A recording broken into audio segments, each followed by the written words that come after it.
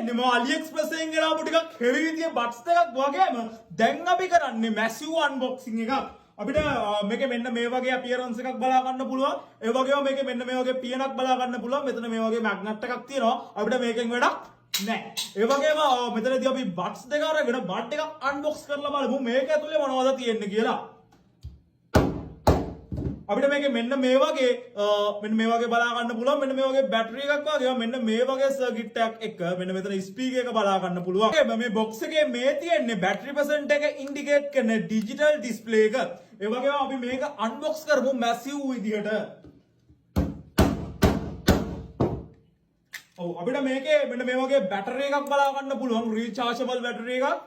ඒ වගේම මෙන්න මේ විදිය සර්කිට් එකක් බලා ගන්න පුළුවන්. ඒ වගේම මේකේ බැටරි එක තිබුණේ පාවිච්චි කරන්න බැරි තත්ත්වයටම නරක වෙලා. ඒ වගේම අපිට මෙන්න මේ විදියට මේකේ ඩිජිටල් ඩිස්ප්ලේ එක බලා ගන්න පුළුවන් වුණා.